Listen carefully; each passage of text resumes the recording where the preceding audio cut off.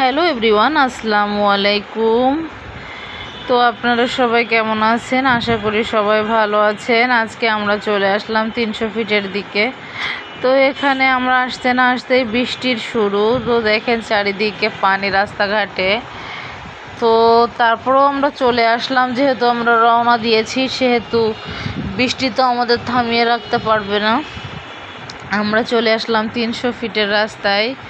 তো দেখেন আবহাওয়াটা কেমন, খুবই শান্ত ছিল। আর বৃষ্টি নামছিল কিছুক্ষণ আগে অনেক বেশি, এখন সেরকমটা বৃষ্টি নেই, থেমে গেছে। তো কে কে ঘুরতে পছন্দ করেন কমেন্ট করে জানাবেন। আমার কাছে মাঝে মাঝে ঘুরতে ভালো লাগে। মন খারাপ থাকলে মনে হয় এদিকে ওদিকে ঘুরে আসি, ভালো লাগবে। তো যেহেতু আসলাম, একটু হাঁটাহাঁটি করব, চারিদিকে ঘুরে দেখব।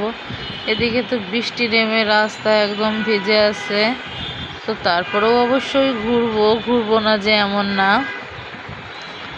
তো এই যে আমরা প্রায় 300 ফিটের ভিতরে ঢুকে গেলাম। এই যে এখানে ফলমূলের দোকান আছে। তারপর আর আমরা আগে আগে চলে আসছি। রাতের ভিউটা দেখতে অনেক সুন্দর, কারণ রাতে সব জায়গা লাইটিং করা থাকে, দেখতে অনেক ভালো লাগে। রাতের ভিডিওগুলো আমি আপনাদের সাথে শেয়ার করেছি। আমার আইডিতে গেলে দেখতে পারবেন যে আমি রাতের ভিডিওগুলো আপনাদের সাথে শেয়ার করেছি। অনেক ভালো লাগবে দেখলে আপনাদের। আমার আইডিতে ঢুকে দেখবেন ভিডিওগুলো। সবাই ভালো লাগলে ভিডিওগুলো ভালোভাবেই দেখবেন। আমার শুভাকাঙ্ক্ষী যারা আছে, আমার ফ্যান ফলোয়ার যারা আছে, দেখবেন। আর যারা আমাকে ভালোবাসেন তারা তো দেখবেনই, আর যারা ভালোবাসেন না তারাও দেখবেন। আমি সবাইকেই ভালোবাসি, সবাই আমার আপনজন। কারোর সাথে আমার হিংসা কোনো কিছু নেই, সবাইকেই আমি আমার মন থেকে অনেক ভালোবাসি। এই যে দেখেন বৃষ্টি হয়েছে, গাড়ির গ্লাসে পানি জমে আছে। আর দেখেন এই যে 300 ফিটে ঢুকে গেছি।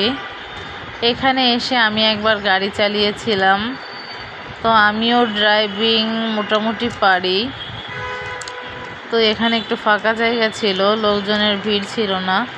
তো আমি এখানে এসে গাড়ি চালিয়েছিলাম, কারণ আমি ভিড়ের ভিতরে সেভাবে আমার আইডিয়া হয়নি, অতটা সেভাবে করতে পারি না।